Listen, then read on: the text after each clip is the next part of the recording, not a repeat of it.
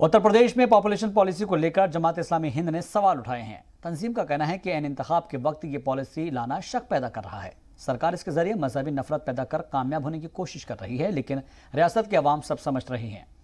तंजीम ने यह भी कहा है कि एक बड़ा मसला है, लेकिन सरकार अगर कोई कानून बनाना चाहती है तो मरकज से बनना चाहिए, लेकिन एन असेंबली इंतखाब से पहले ये एक सियासी स्टंट से ज्यादा कुछ नहीं है।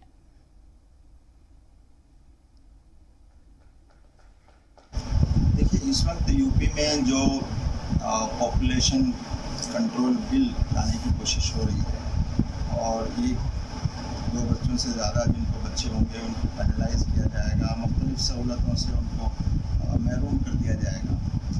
तो ये पूरी तौर पर ये इलेक्शन को मुतासिर करने के लिए और इलेक्शन में पॉपुलेशन को एक इशू बनाने के लिए ये लाया जा रहा है। और इसका मंशा ये है कि ये तासुर देने की कोशिश हो रही है कि गोया इस मुल्क में मुसलमानों की आबादी तेज़ी से बढ़ रही है और इसको कंट्रोल करने के लिए इस तरह का बिल लाने की ज़रूरत है, जो एक बहुत बड़ा झूठ भी है और आदाद व शुमार भी इसकी तस्दीक नहीं करते। और इस तरह का बिल अगर लाया भी जाएगा तो उसका असर सिर्फ मुसलमानों पर नहीं पड़ने वाला है, बल्कि ये तो तमाम लोगों पर इसका असर पड़ेगा।